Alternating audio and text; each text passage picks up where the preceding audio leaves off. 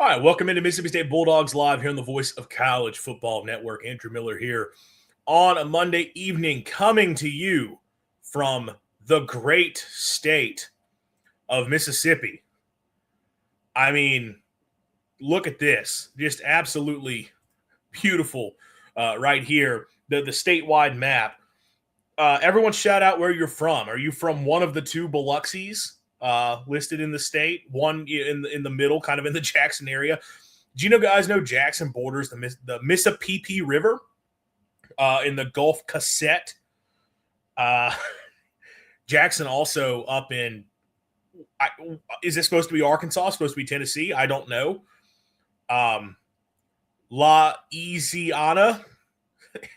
They spelled Alabama right. That's cool.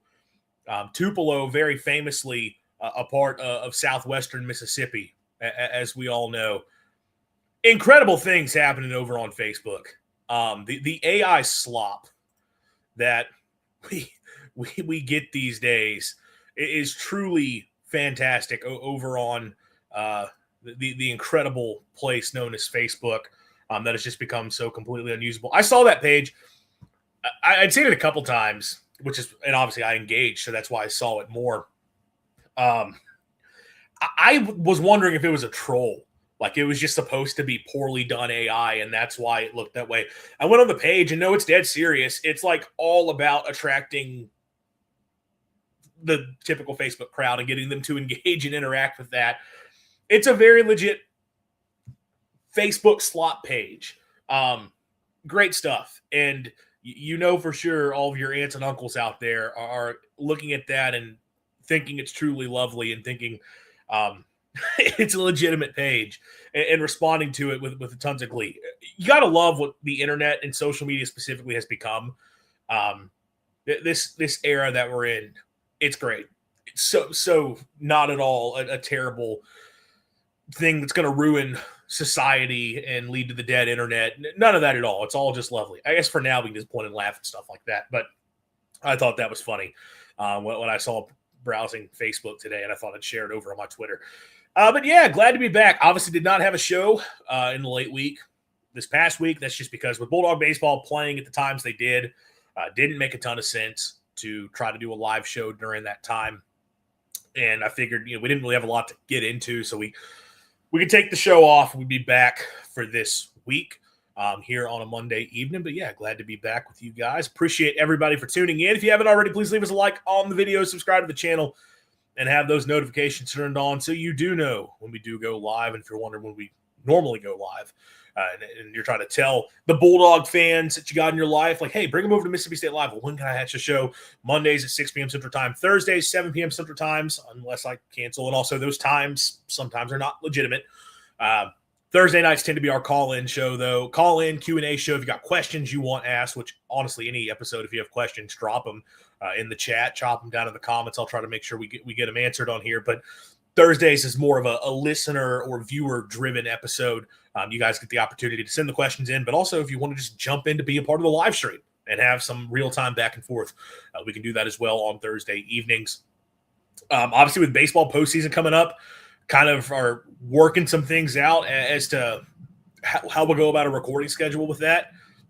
Obviously, State primarily plays on the weekends, but I'm trying to figure out what type of content I'm going to want to do with the baseball postseason. For the SEC tournament, not going to do much there because it's the SEC tournament.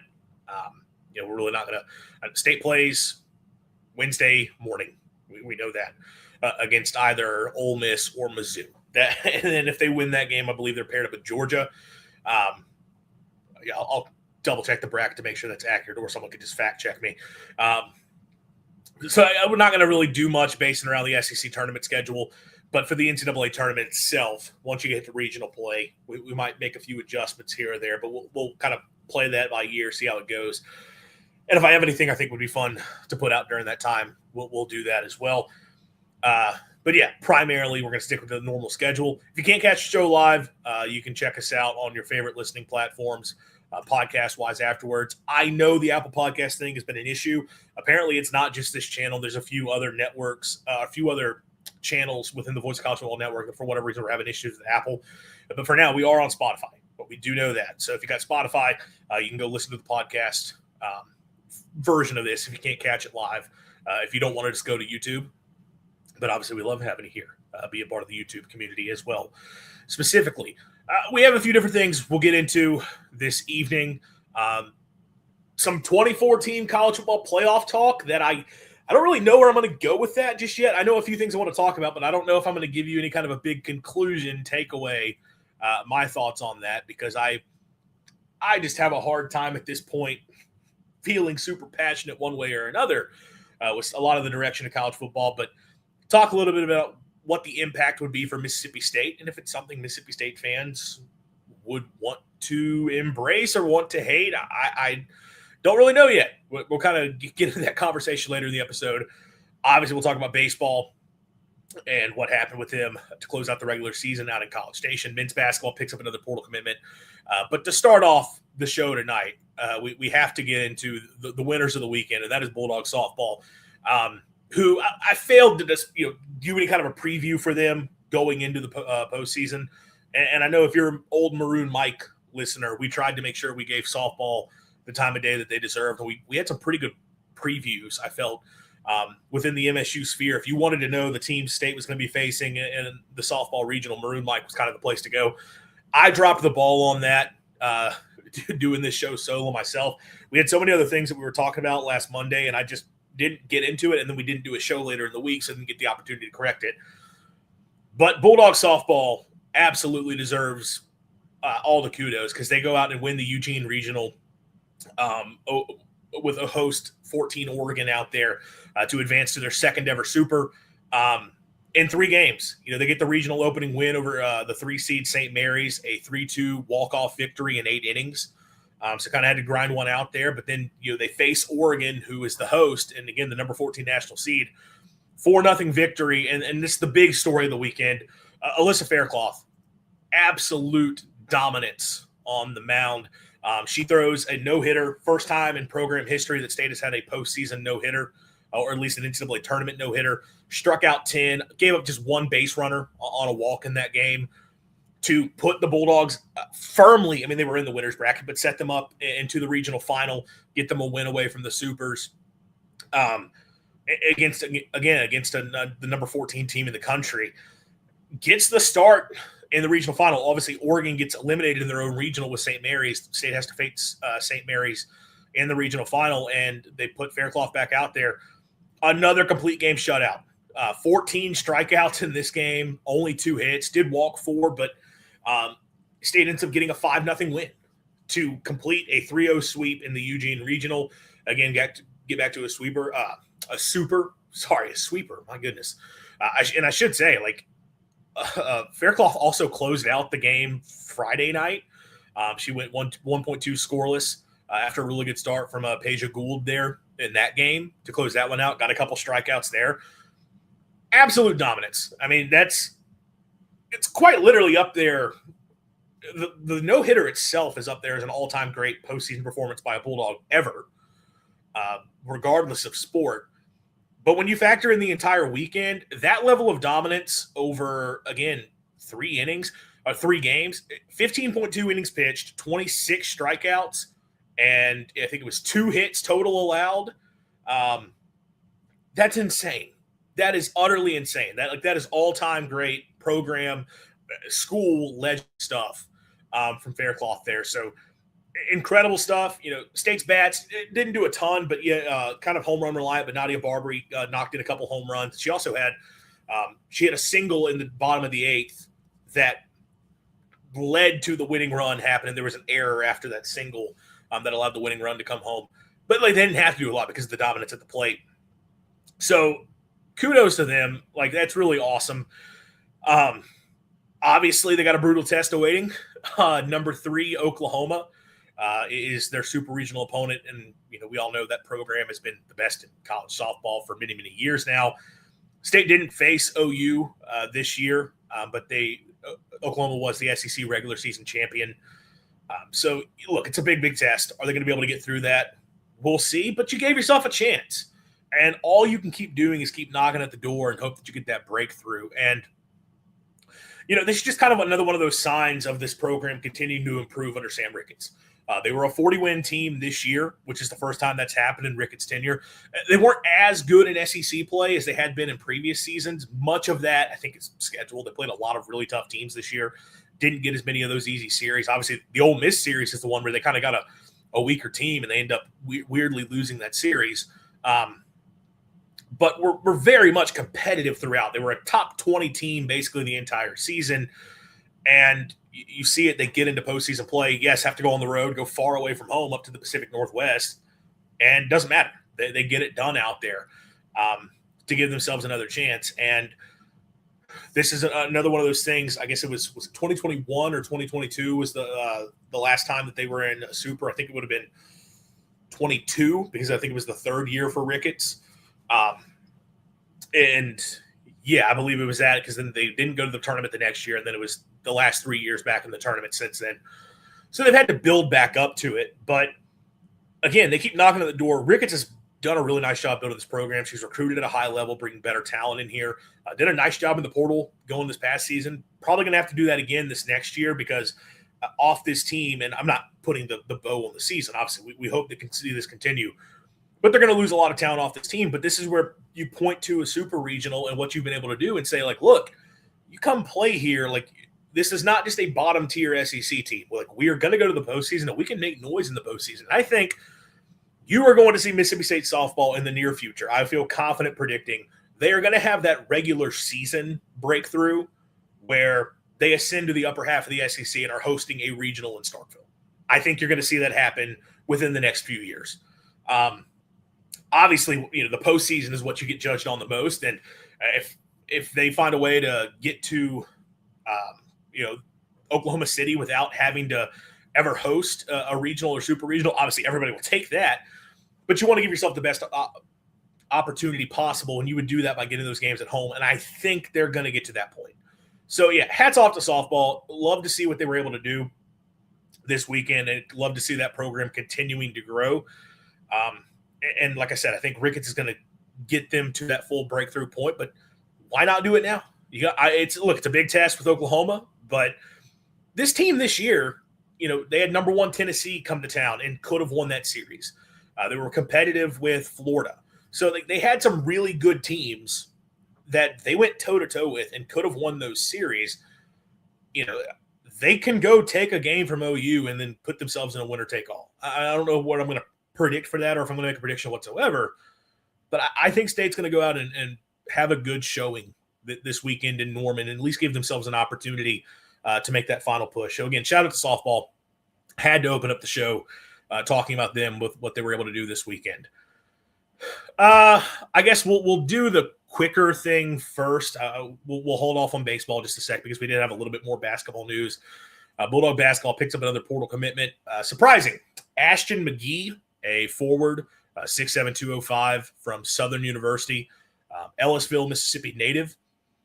And obviously when you take a player from smaller schools, especially, you start talking about the SWAC teams where typically towards the bottom of the RPI or the net rankings, rather, you're talking about somebody who's got crazy production. Not the case here. 3 points a game, 1.7 boards, 0.2 assists, shot about 44.4%. Just didn't play a lot for Southern. He played in every game. He got consistent minutes pretty much, but was not a big factor. His best game of the season came against a D2 school, 13 points and 7 boards, had 11 and 2 against another D2 earlier in the year. Did have 8 and 5 against Alabama State. Shot perfect in that game. Obviously not an addition that's going to stand out. And I'm not going to sit here and sell you that this is some type of big-time pickup for Bulldog basketball. I could be dead wrong. Maybe this is a guy that comes into Mississippi State and is able to take that step forward. He was at one point committed to Kansas State out of high school. I think Ole Miss had recruited him earlier in his tenure, but didn't really stick with it. But ended up decommitted from K-State and ends up at Southern. Didn't have a lot of big-time offers overall coming out. Maybe this is a guy who's slipping through the cracks. I would guess this is more of a depth addition from Chris Jans of like, okay, this is a kid that we probably would have looked at through the recruiting process being an in-state player who we think has at least the length and maybe the physical upside that if he develops a little bit could contribute. But again, I'm not going to try to sell you that you should get excited here. And I'm not trying to hate on the kid for, getting to Mississippi State and, taking that opportunity. And I hope it works out. I hope he ends up being a big-time contributor. Realistically, though, not the type of addition that you're looking to and saying, all right, this is a piece that's going to step in and be a big-time player for Mississippi State this year. And they still kind of feel like you need bodies there in the front court. Obviously, you picked up Okafor, the big out of Washington State. That was a good addition there, a guy that looks like he could be a power conference starter at the center position. You need it after losing Jamar and then not having anything else proven on the roster. You had to pick up somebody there. Yeah, that had to happen. That was a solid addition. Thomas Basong and then Kendall Sanders as guys that can play at the 3 and the 4 for you and give you some length, give you some defense. Sanders a little bit more offense. That's nice. You felt like you still wanted another. Both those guys are still kind of up-and-coming developmental type players, though, who showed a lot of flashes as young players this past year that you're hoping to take another step forward. You were kind of hoping you could find somebody that could play that 4 spot for you that is much more proven, and that's what State is yet to do. I think in the backcourt, you've got some pretty good options. Obviously, Hubbard, that, and with King Grace coming back, there's excitement there, but R.J. Johnson was a good addition. Simpkins, because of what he can do from a defensive standpoint, was a very good addition for them. It's not a bad portal class, but the one thing I kind of talked about when we last really touched on the portal commitments is you don't really have the big name. And look, as I've said a few times, I felt State, this is a year you kind of have to go all in and try to go get that big name. Ideally, I want to bring somebody in here that is going to be more of a surefire impact addition. And look, how realistic is that to go out and add? I don't know. But that's what you're still sort of lacking. And at this point, the options are slim. There are still a few out there. As a guy, in terms of guys that are just available, Jordan Burks from Central Florida is the name. I think he's the top-rated portal player left. Started his career at Kentucky. A guy that would be able to play at probably the 3 or the 4. Last year, 13.3 points per game, 4.8 rebounds.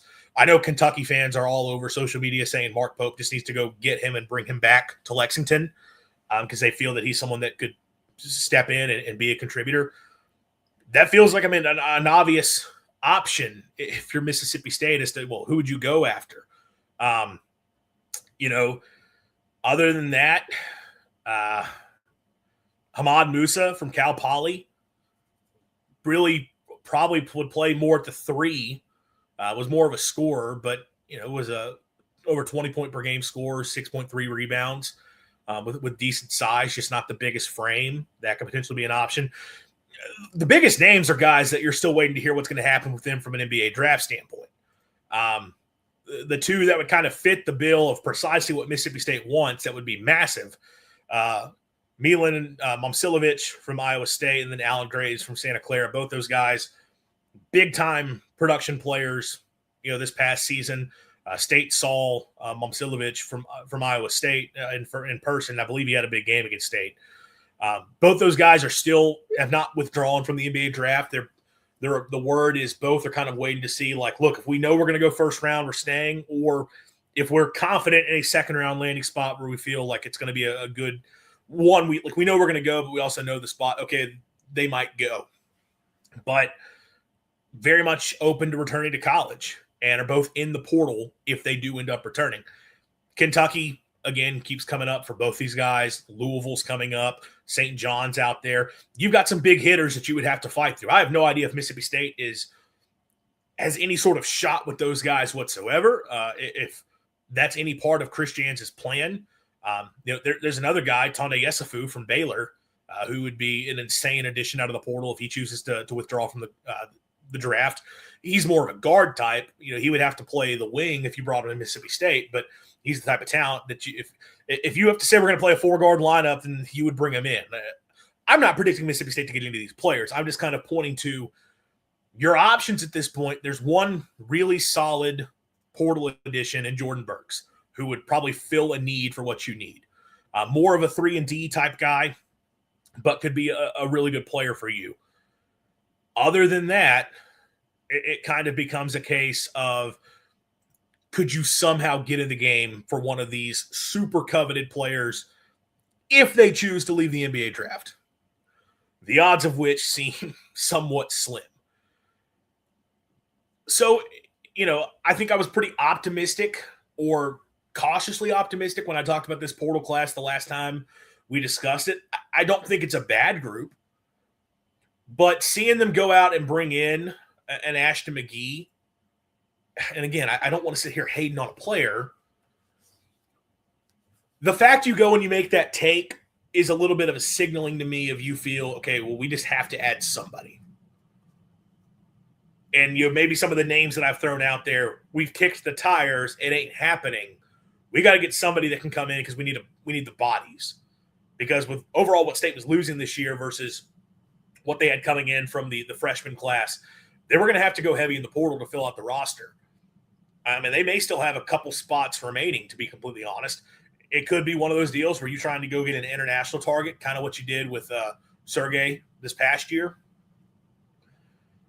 But yeah, taking McGee kind of signals you unless there's just something we don't know, unless that somehow opens the door for another relationship, unless he's someone that Chris Jans looks at and thinks, hey man, I know he was playing at Southern, but I think we can tap into it and he could be an awesome player for us. And if that's the case, fantastic.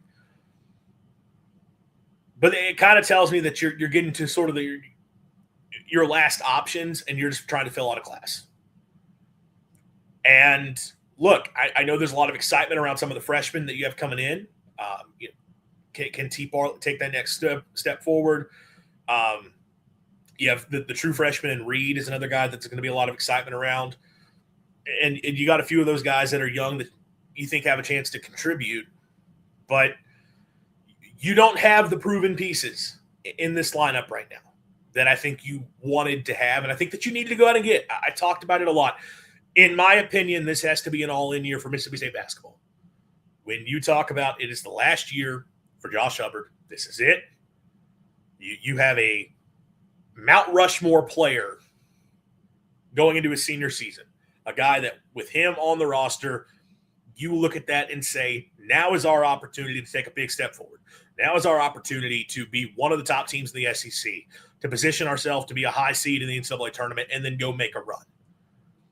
When you have a player like Hubbard, that's what you have to look at. You have to go all in and do that. And I know that gets into the NIL rev share discussions, which I know I've said this many times now. I don't feel like wading into those waters again, because I'll probably say something stupid. But working under the assumption Mississippi State can go out and get these guys and has the means to do so, and it sounds like they do,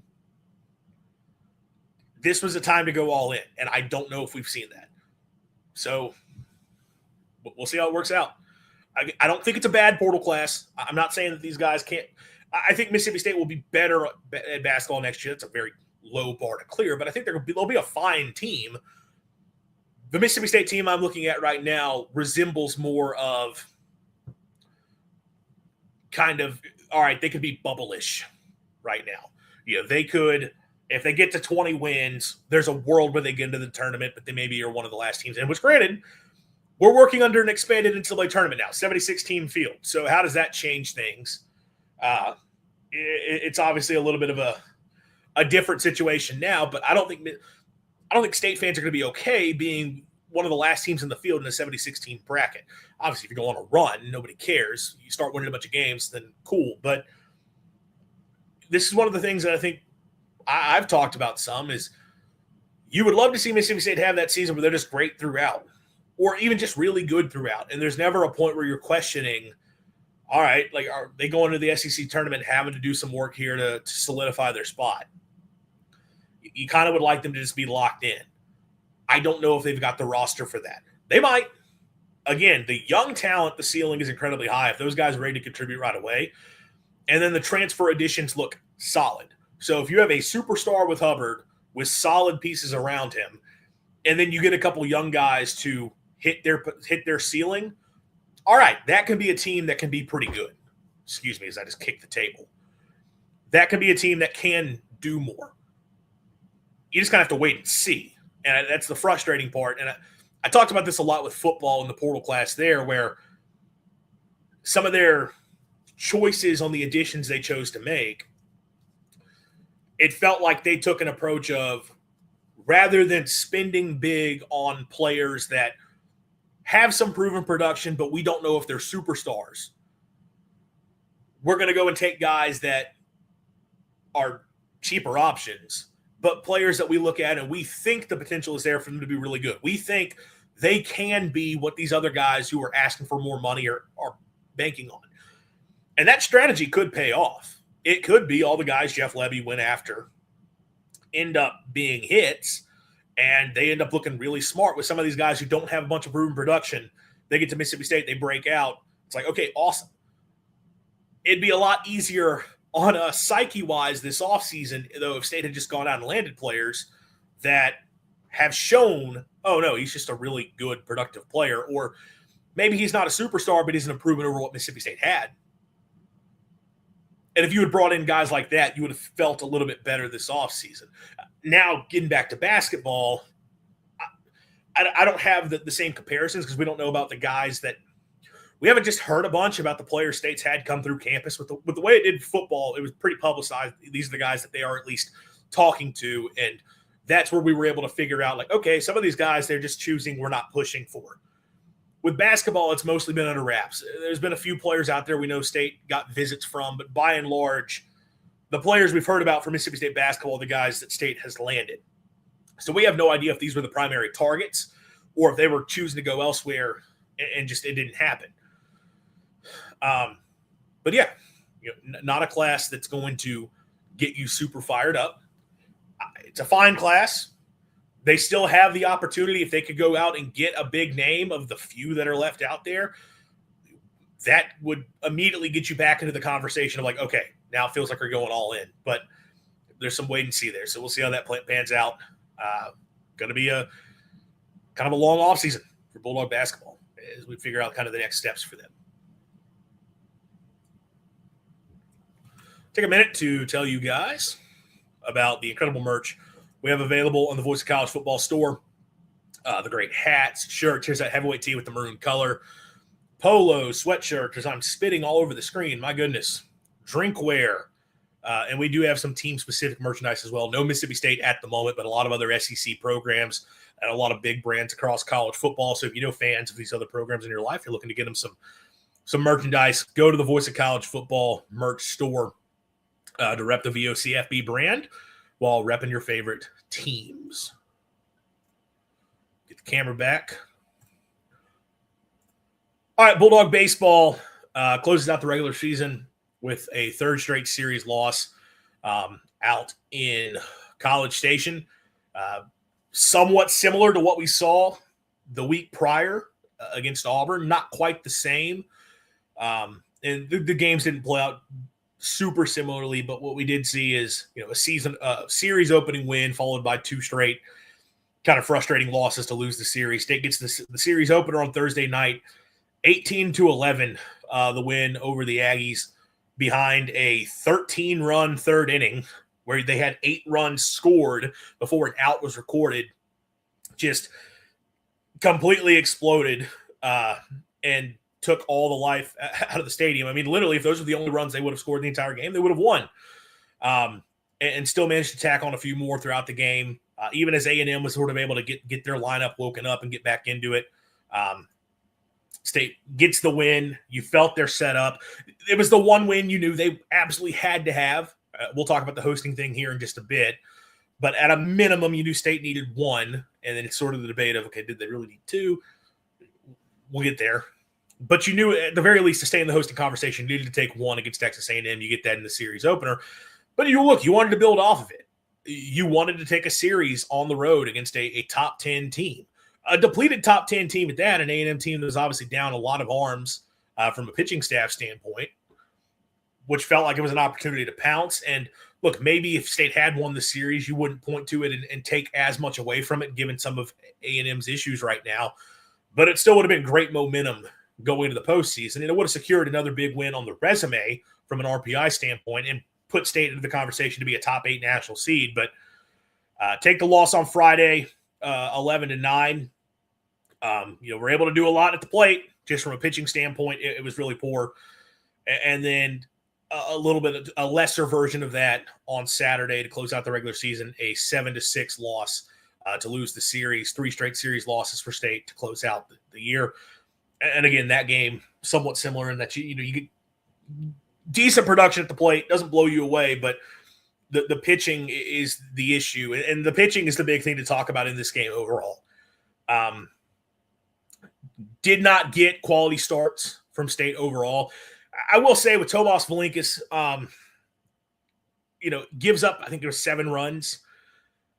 I didn't take much of an issue with it just because State had such a significant lead, and I saw some groaning on social media like, well, why are we leaving him in where you're giving up all these runs? And I'm kind of like, look, you put up a 13 spot.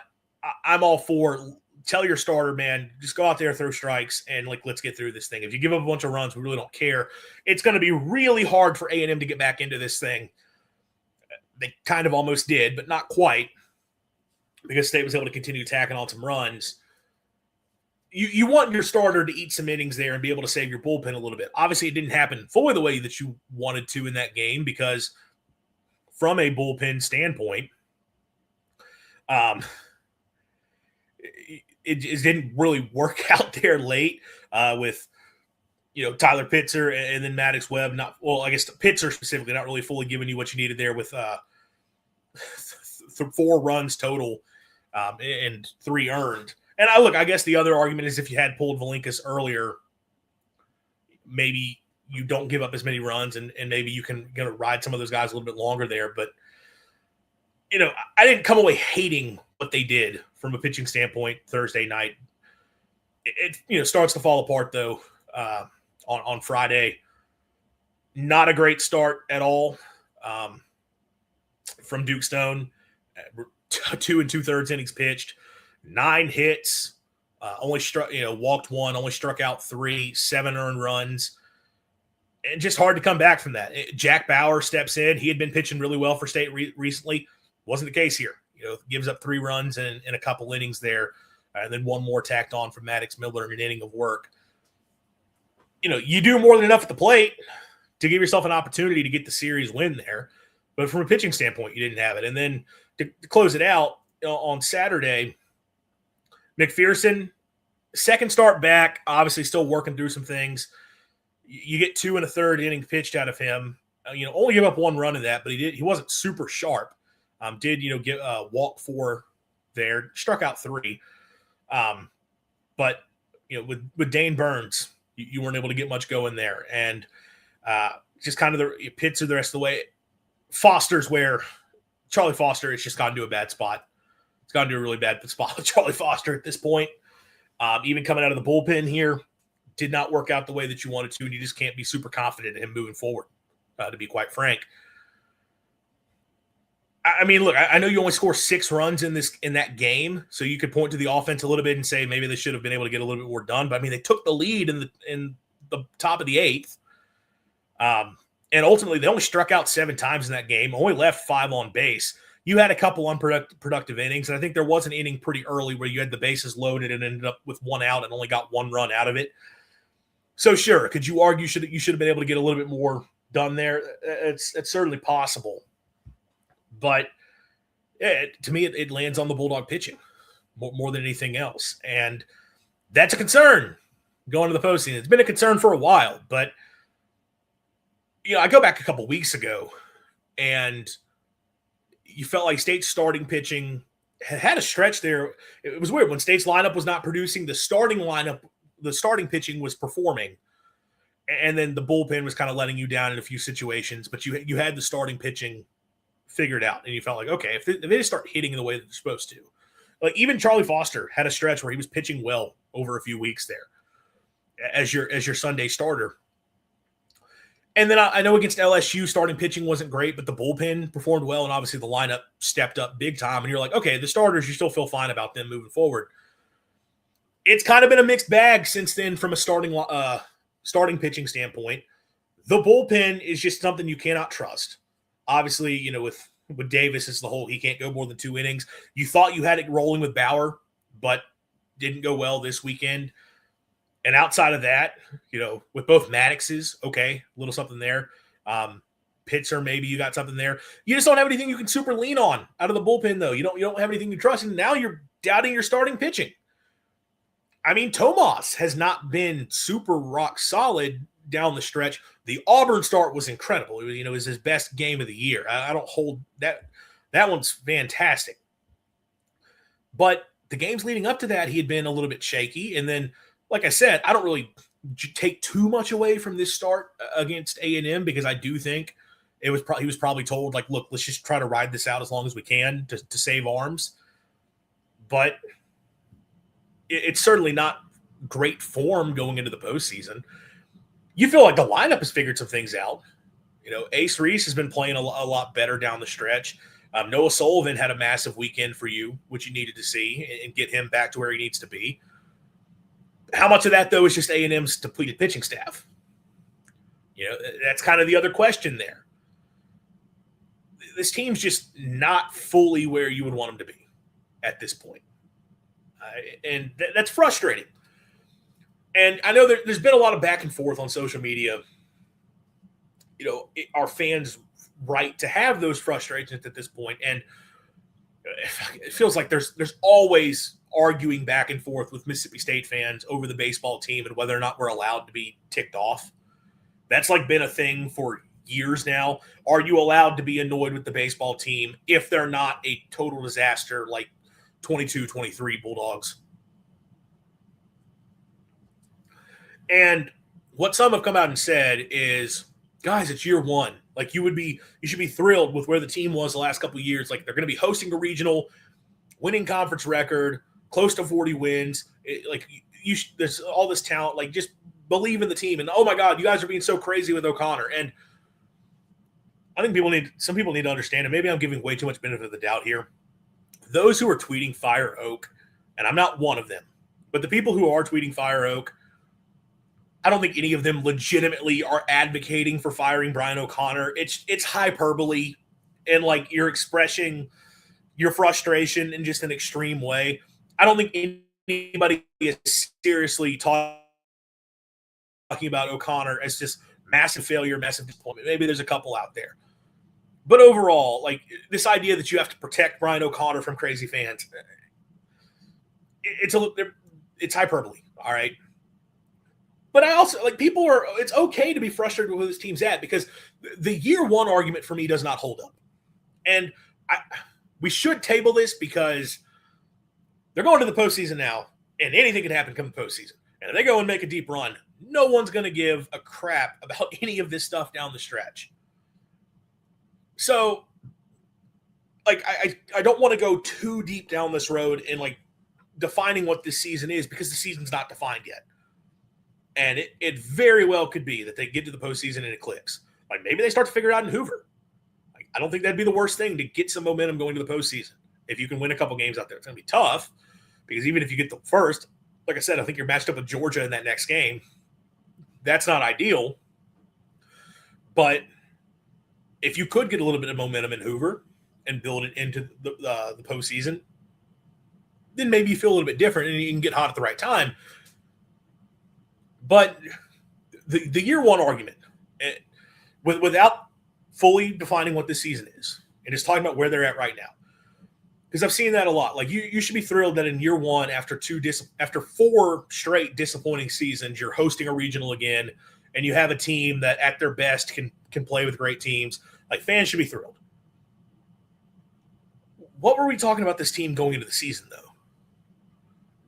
Mississippi State fans and those covering Mississippi State were not talking about Bulldog baseball through the lens of, there's a lot of talent. It's year one, though, and this is a rebuild. Nobody was talking about this as a rebuild.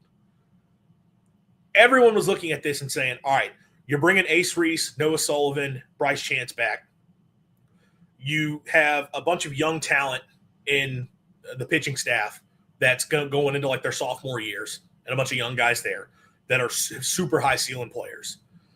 You go out and land a portal class where it's the best portal class in the country. You get a ton of guys out of there who are big time hitters to add into that lineup. You had a Friday night ace in Tomas Malinkas. You had a couple bullpen arms that at the time I think you felt really good about. And then you're being coached by Brian O'Connor, one of the most accomplished coaches in college baseball. In terms of his career, at least top 3 in the country in terms of what he's accomplished overall. I don't know if I'm sitting here saying he's top 3 right now. No worse than top 5, I would think. But career-wise, he's unquestionably like top 3 in college baseball of active coaches right here, right now. You're bringing that guy in with all of this talent. This team should be freaking awesome. Like, we were all in agreement of that. Everyone was of the opinion this team was going to be really stinking good, was absolutely should be a host and should be a team that is we're talking about with legitimate chances to go and win a national championship. And not to create Omaha or bust expectations, but that's what this team should be capable of if they put it all together.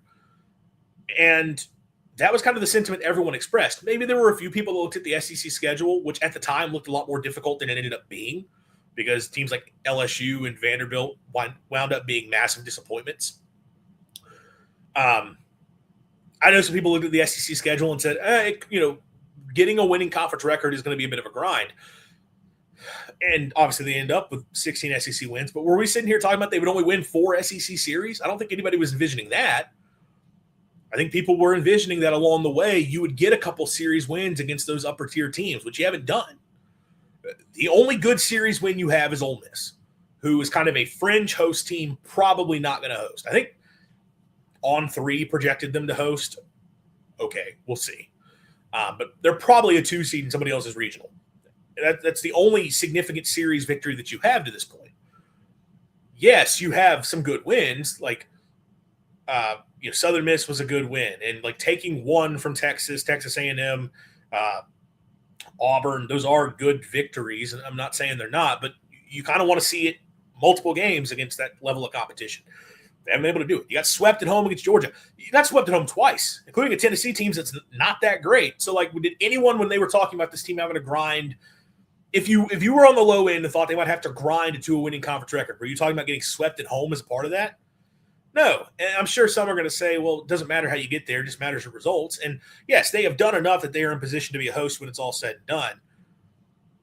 But they haven't done it in a way that gives you confidence that they're going to keep this thing rolling in the postseason. And even nationally, outside of the Mississippi State bubble, I understand there were a few people out there, covering the SEC or covering college baseball at a national level that were kind of like, stay finished and temper the expectations a little bit. We get it. It's a lot of talent, but it's year one. There's a transition that you never know how that's going to go. And maybe those people right now are saying, like, see, we kind of told you, like, they'd be good, but you can't talk about this team as clearly being elite yet. They were a consensus top 6 team in the polls preseason and were picked 3rd in the SEC by the coaches. So even with the few people who went out there and said, don't go all the way on this team being surefire elite, the consensus projection was they're going to contend for the SEC crown, and they are absolutely a national title contender. Well, they finished 8th in the SEC. And while they look like they're going to host, probably, and the talent is there to be a contender, they have yet to put together a consistent stretch of baseball, specifically against good teams, that makes you think they're going to be a big-time player come regional, come super regional play, and to be able to get to Omaha. Doesn't mean they can't do it. They just haven't shown it yet. And I thought this was interesting. I was kind of curious. Does State have examples of teams that didn't make anything happen regular season-wise in terms of big series victories and then how it turned into the postseason for them and making a run? And I went back to 2007. So State's got 5 College World Series appearances since 07. The 07 team, 13, 18, 19, 21. Obviously, the 2007 team had to go on the road for regional play. Ended up getting that super regional in Starkville afterwards, but they were 2 seed on the road. 2018, another team that had to go on the road of regional play. All 5 of those teams had a series win in the regular season over an eventual host team. 2007 had a series win over Arkansas. 2013, it was the last series of the regular season, but they got it against South Carolina. 2018 did it 3 times. That team is insane. Ole Miss, Arkansas, and then sweeping number 1 Florida. Sorry, not Arkansas. I think it was no, it was Arkansas. Yeah, it was Arkansas.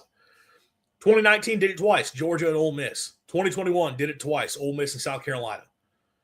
When you look at state super regional teams in that time frame, 2011 didn't do it.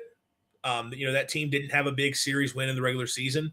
But 2016, obviously, that's a great Mississippi State team. Vandy, Ole Miss, Florida, LSU. They had a bunch of big-time series wins. Makes sense. They won the SEC regular season crown.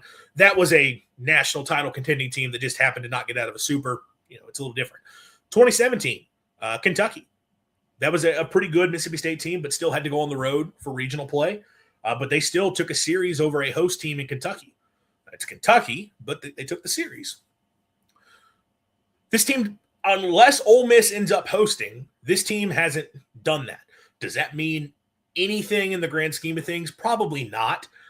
But I think it's interesting that all these other state teams that we've seen been able to get hot in the postseason at one point of the regular season against a upper tier team, a team that was considered top 16 nationally, they went out and got a series win. They showed that they were able to at least put it together for a weekend against a really good team. This state team hasn't shown that yet. And that's the concerning thing going into the postseason. And that's where I would say, yeah, man, it's been a bit of a disappointment so far. For as talented as they are, and for the ceiling that this team has, you would have liked to have seen a little bit more. And even if you're still talking about 4 SEC series wins, but you just don't get swept against Georgia and Tennessee, it'd be hard if you were sitting at 18 wins to not feel a whole lot better. And I know that still wouldn't have accomplished what I'm talking about. Maybe you could still make an argument that again over a 3-game series against a really good team, they're not quite there yet. But at 18 SEC wins, they're also firmly a top 8 national seed. And then at least you're talking about, okay, we're getting a regional that we feel we should be able to take advantage of. And then we're getting a super regional in Starkville. And our path to Omaha is a lot clearer. Whereas this team's probably going to have to go on the road. And I know that's been a whole debate. This team playing on the road versus playing away. Well, they lost a series on the road. They've lost their last 2 series on the road too. So I don't think I know the home record has been weird, but they haven't been great on the road either when you look at what they did against Texas and Texas A&M.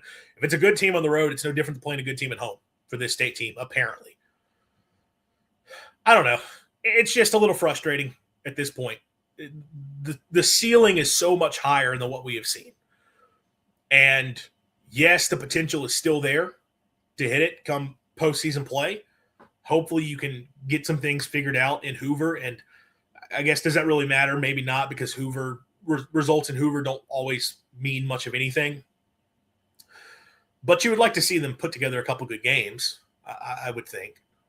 And yeah, you want to. I'm assuming Ole Miss is going to beat Missouri.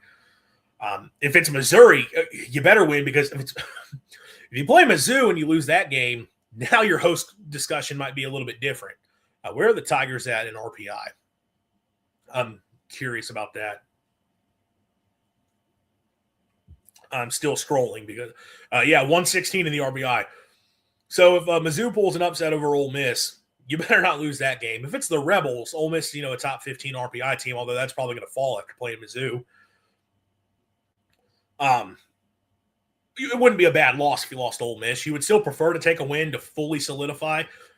It's going to be hard for State to not host at this point, bar a loss to Missouri.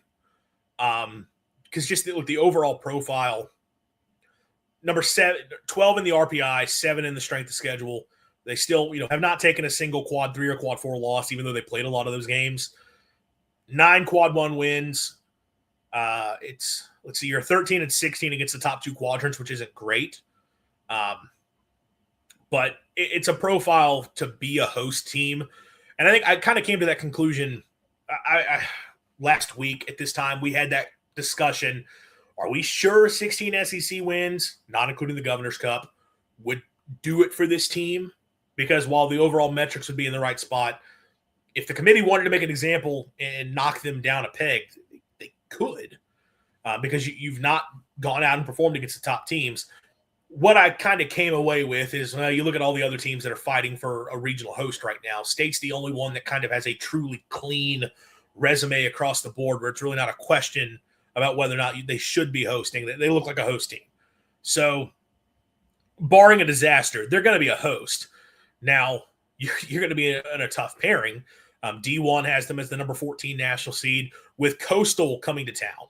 I know Coastal's not played well down the stretch, but obviously that's a team that last year was in the national championship series. I guess you're hoping that the head coach there is more focused on the South Carolina opening than anything else, if that's a matchup that you have to get. But that's paired up with the number 3 regional, which for them is Athens in Georgia, which, as we've seen, didn't go well for State earlier this year. Baseball America had State as number 13, paired up with number 4 Texas, another series that didn't go well for State. Wake Forest is the 2 seed in that projected regional. The Demon Deacons haven't been great. That's a good program, obviously, but haven't been great this year, despite, I think, pretty decent metrics overall. Yeah, I mean, they're top 20 in the RPI, but they don't have a lot of great wins. I would take Mississippi State to be able to win that regional.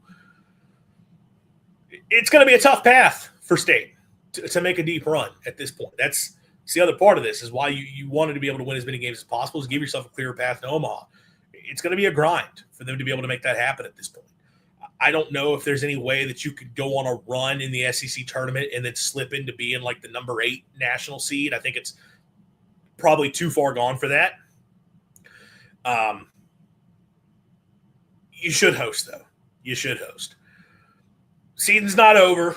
Obviously, the real season's just getting started. I know I've been kind of down on this. They could absolutely get hot and put it together.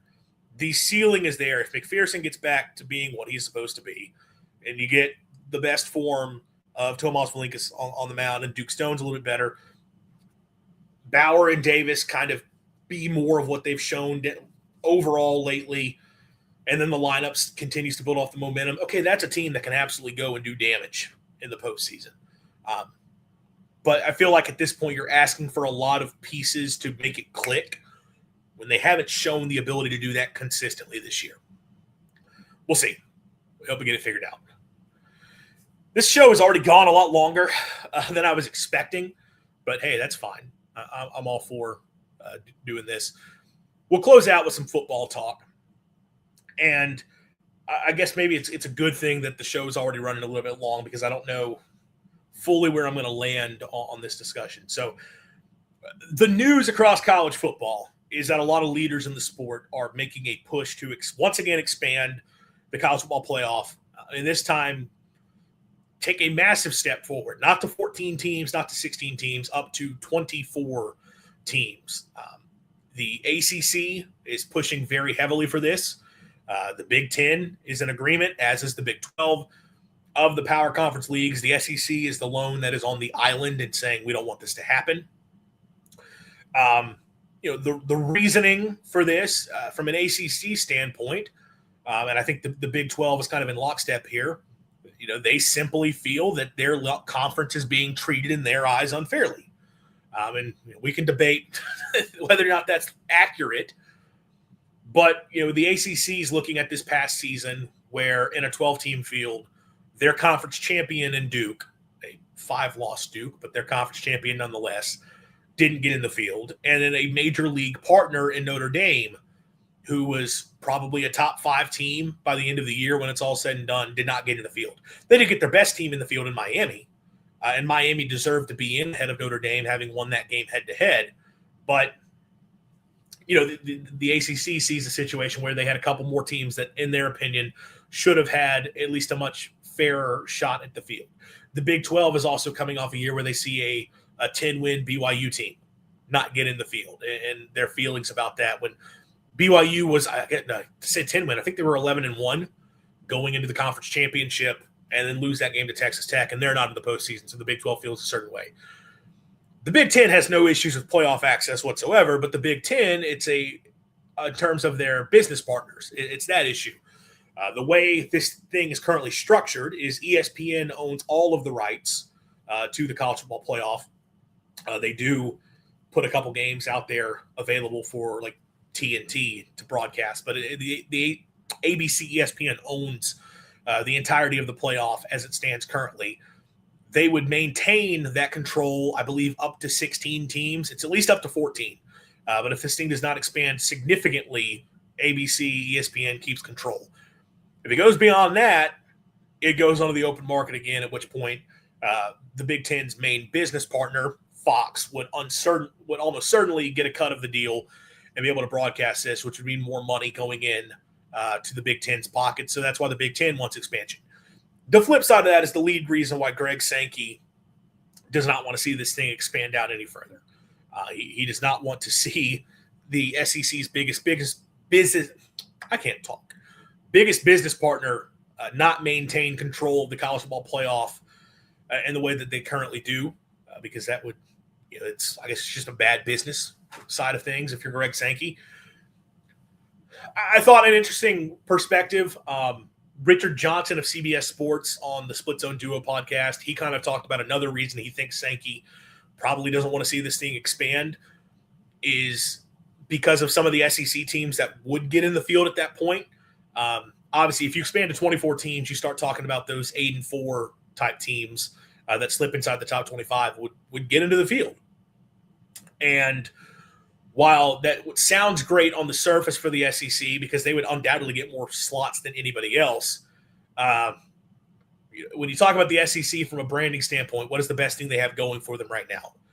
And what do they point to declare themselves as the best conference of college football? It's depth. We can't say we have the very best teams because look what the Big Ten has been able to do these last few years. But what we can say for us is teams 5 through 16 are better than teams 5 through 16 for any other conference out there. And I think in a lot of ways it's probably true. But there are also some SEC teams that end up in the top 25 that just aren't all that great. And if we talk about those teams that lucked their way into an 8-4 season but get in as the number 24 team in the playoff, and then they go out and start losing games in the playoff, all of a sudden it becomes harder for the SEC to make that conference depth argument. It's not that Greg Sankey wants to protect Missouri, Kentucky, Mississippi State, for that matter, if the Bulldogs were able to get back to that point. It's not about protecting those teams. It is protecting the teams at the top. Because if you're able to say that, hey, 8-4 Missouri is the number 18 team in the country, forget top 25, let's say top 20, and we're able to rank them there, that boosts up the resume of your teams at the top of the SEC by saying, hey, look, they beat a top 20 team, or if they lost to them, they lost to that team. Look how the grind of the SEC schedule is insane. That's why 9-3 South Carolina, who is inside the top 15 right now, needs to be in the field. Because look at these teams in the SEC that go 8-4 are top 25 caliber teams. It becomes harder to make that push if those teams start losing in the playoffs. And I'm not saying that's what would happen. I'm saying that, again, this was Richard Johnson, the explanation he gave, and I thought it was a very good one. If you're looking for another reason, the biggest thing is the business partnership with ESPN and not wanting to lose control. Now, Sankey wants expansion. He wants expansion out to 16 teams because of that. If you're talking top 16, the SEC continues to have firm control of that, and you're still talking about SEC teams that would get into the postseason and perform well as kind of the lead part of it. I've thought about this a lot and a little at the same time, and that I've tried to have a lot of thoughts, but I have a hard time giving a strong takeaway. If you followed me for a long time on social media, I've made it clear I've not been a playoff expansionist. I thought staying at 4 made a lot of sense. I was one of those dorks who was kind of in the bring us back to the BCS days, just because I look at what college football was as a whole, and I think the sport was in a healthier spot when you were not putting that type of a focus on the national championship. But in terms of making sure you're actually getting the best teams in the country, the teams that could play for a national title, I felt 4 was doing that job adequately. Whereas the 12-team playoff, you start expanding out to teams that just have no business. Now, I will say there were parts of the 12-team playoff that I did like with the way it was structured. And where I do think I was wrong about the 12-team playoff and why it ended up being an okay move for the sport ultimately is the 12-team playoff, its existence back in 2018, I think would be a failure because I do not think you're talking about being able to fill out 12 teams that can compete in any way, shape, or form. Not that I think team number 12 is ever going to consistently make a run, with a few exceptions, but because you're undoubtedly going to have a few teams in there that the top four were just so much stronger than everybody else. That was before we had the portal and NIL to help level out the talent. And we have seen the talent spread out across the sport. And you no longer have all of that talent reserved in the rosters in Tuscaloosa, Athens, Columbus, in the way that they previously were. A lot more teams are getting those high-level players on their roster. We have better teams across the board. The teams at the top are not as strong. You can see a lot more teams compete for this thing. Now, I am not of the opinion that just because you could compete means you earned the right to do it. I think those are two separate things. And when you talk about preserving the regular season, that debate comes up more. But in terms of the playoff product itself being exciting, the reason the 12 team has been a success is specifically, in my mind, because you've had that talent spread out more. You start getting into a different situation when you talk about 24 teams, because I don't think the talent is spreading out to that level.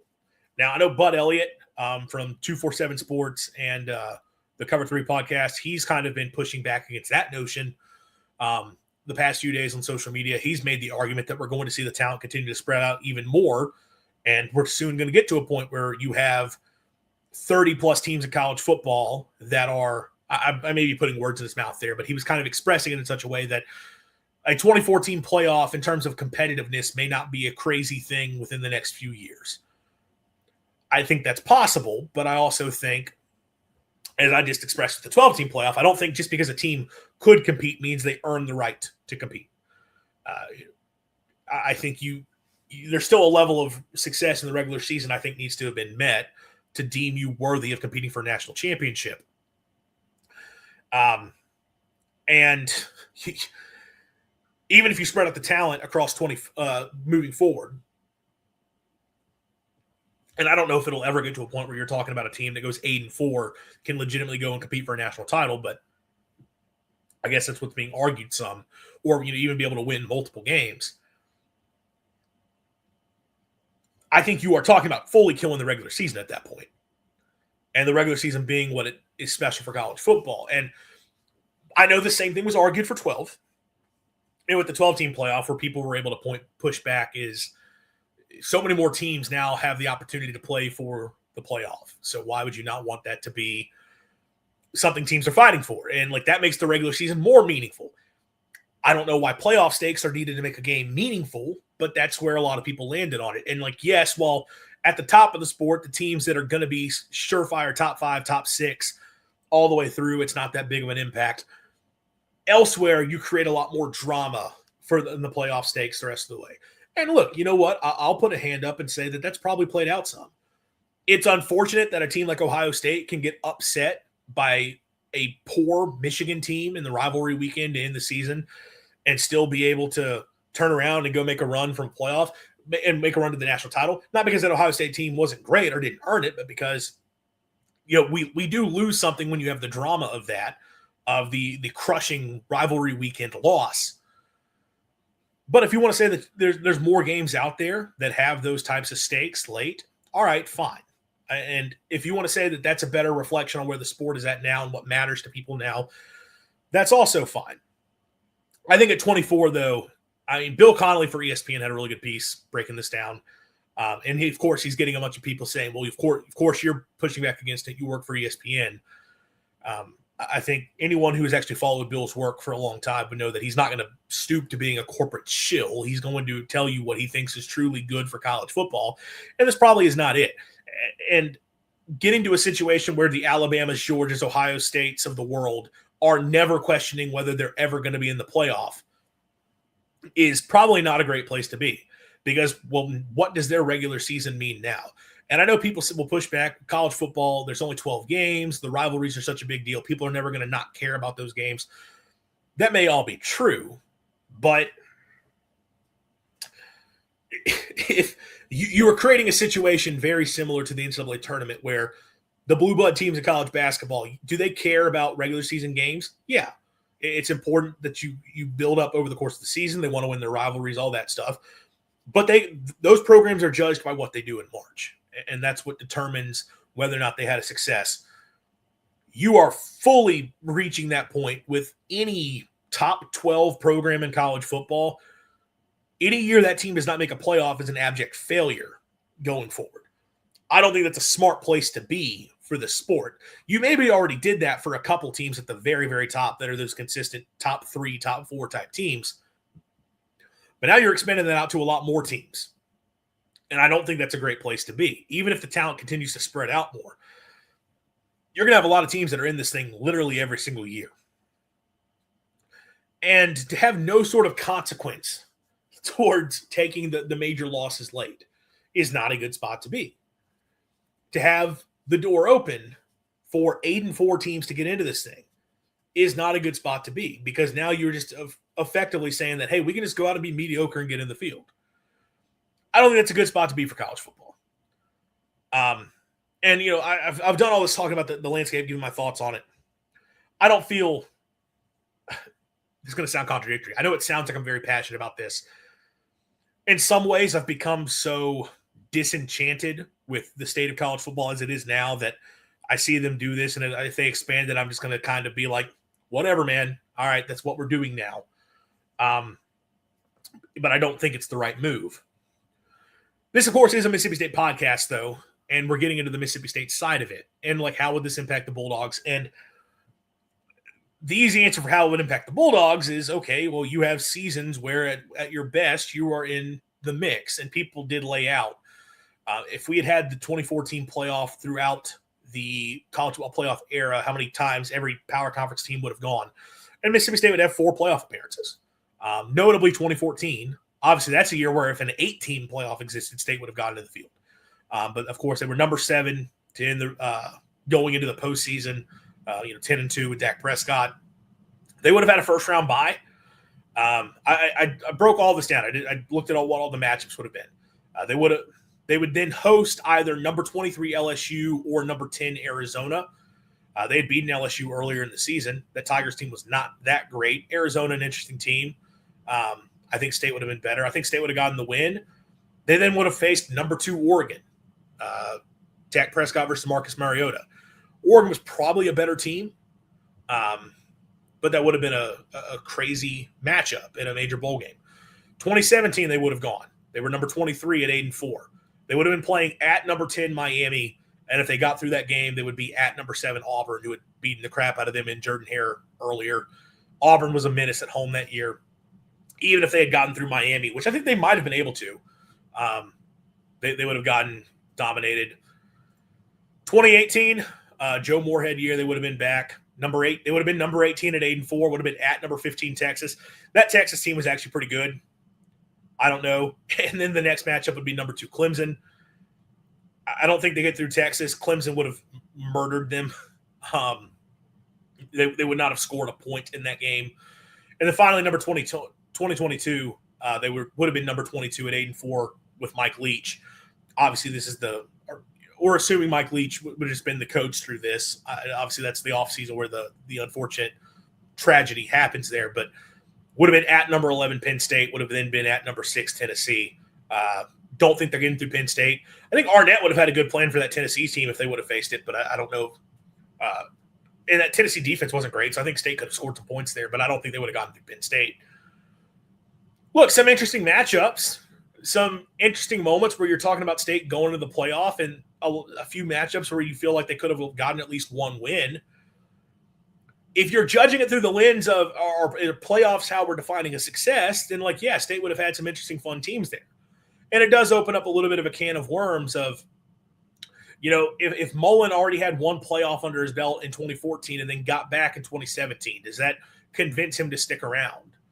I don't think it does, but I think he still would have jumped at the Florida opportunity. But maybe he feels a little different if he's got a team at Mississippi State that's got a chance to make a run in the playoff. If Joe Moorhead goes to the playoff in his first year at Mississippi State, does that change how State feels about him? I don't know, but that's a very interesting spot to be. It's tough to expound out after 2022 because obviously with Mike Leach passing away, that sort of just completely changes things there. But you would have had a playoff appearance. I said earlier, I don't judge success personally for Mississippi State. I don't know if I fully said this, but I kind of talked about playoff contention for me is not something I look at and say that's what defines meaningful games. I still am of the mindset that for a program like Mississippi State, going 8-4, beating your rival, and going to a fun bowl game to close out the year is a fun season and a season worth being excited about.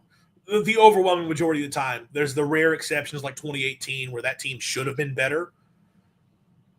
But if Mississippi State never sniffs in that season being legitimate contender for the playoff, that doesn't create an issue for me.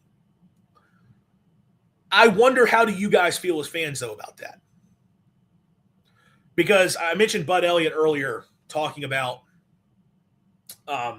all of how the talent's going to spread out, and that's going to make it to where you could get a lot of competitive matchups in this thing with teams that are just inside the top 25.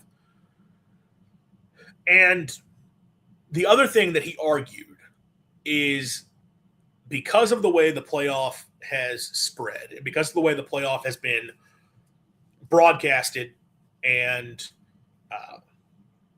advertised and really just shoved down to everyone's throat every single week of the college football season, every game you watch, it's playoff commercials constantly. What are the playoff stakes of this game? If this stake has no playoff stakes, we're going to talk about the playoff stakes in another game. And we're going to ignore the action on the field to tell you about these matchups this weekend that have playoff stakes. ESPN does it nonstop. And that's just, if Fox gets a hold of this too, they're going to be doing the exact same freaking thing. It's already unbearable. And that's one of the reasons I argued that the 12-team playoff didn't need to happen, is like we've told people that this is how you judge meaningful football, is competing for the playoff, when that doesn't have to be how you judge meaningful football. What Bud kind of argued, though, is we're at a point where, I don't know if he used this phrase, but people say, you can't put the toothpaste back in the tube. We've gone so far down that road that you've convinced much of the college football public that the only way their team is playing meaningful games is if there are playoff stakes to them. Now, with the 12-team, and this is one of the things that I did point to and say, look, if this is the road we're going down, this is not the worst. The 12-team has opened the door that just about everybody in the right year can at least contend for that thing, if not make it. Start talking about an 8-team playoff, especially the 4-team, there's a lot of teams, you're just never going to get there. 8-team playoff, it's really hit or miss. The 12-team, with the way they have some things set up there, and some of the buys that are available, there's a lot of teams that in the right year can find their way to the top 12 and have a shot. And if we're saying that's how we're going to judge things in college football, is all through the lens of the playoff, all right, well, it's not a completely unattainable goal for a lot of programs. Now, I will say for Mississippi State, as we've talked about here, they've only had one season now within the past 26 years where they would have gotten into that. And then, 99, they would have been one of those teams. Although 12-team playoff in 99, I don't know if they would have been in. They would have been one on the fringe conversation. But they wouldn't have gone in 98. So for Mississippi State, it's kind of it would be a once-in-a-lifetime type thing, frankly, is what it looks like. With a few other years where maybe you're in the mix. For me, like I said, that's not the lens through which I'm judging Bulldog football. I understand this conversation is kind of tough to have right now because of where the program's at. You're coming off 3 awful seasons. The trajectory is not great. We'll see what happens this year and if you continue building out of it. It's tough to put yourself back in a mindset of talking about playoff at all, even as like an 8-4 team with a 24-team field, when right now, if you told Mississippi State fans, hey, this team's going to go 7-5 this year, I would be shocked at anybody who's not signing up for that and is saying, fantastic, I'll take it, let's go. We all pretty much are in a mindset of, like, we just want to get back to winning some football games, postseason, whatever. But if you could put yourself back in the lens of where you were from 2010 through 2022, where the team was consistently posting those 8-4 type years and was able to get into the top 25 with regularity and would have pretty consistently had a shot at making the playoff field. If you could take those Mississippi State results and put them into today's era where we talk about the sport in the way that we do and bowl games get talked about the way that they do now, do you as Mississippi State fans look at those results and say, assuming a 12-team playoff, we're fine being like a top 25 type team, but ultimately not really having a shot at the playoff itself. We're still happy. We're still interested in the sport with the way that it is, going to a Florida Bowl. And like, yeah, we couldn't get into the top 12. No big deal, though. This is still a fun season. Are you as a fan okay with that? Or do you need the hope of the playoff to keep you excited? Like I said, I personally, I'm not there. I wonder how State fans feel about this. Because if you expand this thing to 24, Mississippi State, I know some have said the results under Mullen are national outlets have tried to say the results you had under Mullen are just not replicable moving forward. There can't be a fair expectation for the program. Look, it's going to be tougher now with the 9-game SEC schedule. I think Mississippi State can get back to being a team that is consistently having those years where in the past we'd be talking about 8-4, top 25 type team, Gator Bowl, Outback Bowl. Now you would say 8-4, top 25 team could be in the playoff hypothetically. I think you could get back to that point. If you are having those results, do you need playoff possibility in order for you to feel good about it? You need to get into the playoff in order to feel good about it. I don't know what the right answer is. I mean, I can't tell any of you how to feel. But that's something I'm very interested in. From a Mississippi State fan base standpoint, what is your feelings on that? And if you guys want to comment below, you want to at me, whatever, I would love to hear. Like, assuming this program got back to winning games to the heights that we saw previously throughout the 2010s and into the early 2020s, would you be okay just going to some good bowl games and that being that and never really talking about the playoff? Or do you need to see this team hear it announced as, okay, number 23 Mississippi State's going on the road to Miami in order to feel like you've accomplished something? Where is a fan base like ours at right now from a feeling standpoint? Because that's a big debate across college football right now. So I'm really interested. I would love, again, if you guys want to comment that below, I would love to hear your thoughts. Look, I'm sure from a coach standpoint, from a team standpoint, everybody wants to feel like they have a shot. Everyone wants a bite at the apple. They're all going to say, like, yeah, like, heck yeah, expand this thing. Let's get in the field. I'm not trying to put words in Jeff Lebby's mouth, even though I know the SEC is overall opposed to this because Greg Sankey's opposed to it. I'd imagine Jeff Lebby, Ryan Silverfield, Alex Golesh at Auburn at this point with where that program's gotten to. I'd imagine they're all saying, let's expand this thing so that our team feels that we got to feel like we've got a real shot to get to this playoff semi-regularly and have those opportunities. And how that impacts the regular season, we don't care. We want an opportunity to get into the playoff. And the stakes are higher for us now because we've decided the stakes are playoff. So I think a lot of people from Mississippi State would probably want it. I know. I think a lot of Mississippi State fans can look at it through the lens that I've overall look at this and say, I don't really care how it impacts Mississippi State. This is not a good thing for the health of college football. But if it's a case where in order to keep fans engaged, you have to have that playoff access be a thing, maybe you start going down that road. I don't know. So again, if you've got thoughts on that, comment below. Let me know what you would think.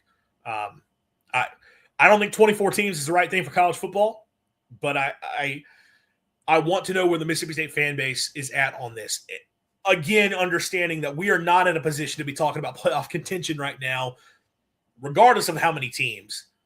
But if you can get yourself in the mindset of this team being back to a top 25-ish type team where in the 12-team format, you really don't have much of a shot at getting in, but in a 24-team format, you would have the shot. How would you feel on that? So I'm interested to hear your thoughts. Long show, went an hour 20. Even after I said I wasn't going to go that long talking football, I ended up going a really long time. So also over 30 viewers tonight, really live according to count. Sometimes it counts off. I'm pretty sure this is broadcasting on Twitter right now, which is great to get that set up. We're working with some things here, Voice College Football Network wise, trying to reach out to streaming a little bit more. I know I don't have it attached to my personal account, but the VOCFB Twitter page has this thing going live right now. It's also supposed to be going live on Facebook, but that stream didn't work because Facebook. As I started the show with, you look at what Facebook has turned into with the AI slop. Of course, we can't get a live stream going. It's not a surprise. But yeah, a lot of fun discussion. I enjoyed getting into all of it. I really do appreciate everyone for tuning in and listening. If you haven't already, please leave us a like on the video, subscribe to the channel, have the notifications turned on so you do know we do go live. I will be back probably Thursday evening, 7 p.m. Central Time. I will also plug SEC Live. Might be a different channel. We're figuring some things out, but there will be a live stream tomorrow night. Me and Jackson Johnson are going to be joined by Max Barr of Southeastern 16 to talk about the transfer portal for men's basketball and some of the top transfers coming into the SEC. I'll look at some of the portal classes in the league. So if you're interested in some off-season basketball portal talk, I'll be tweeting out the link for that when it comes time. There'll also be a live stream on social media, so you can check that out as well. But yeah, thanks everybody for being here, and I'll see you guys later. As always, swing your sword,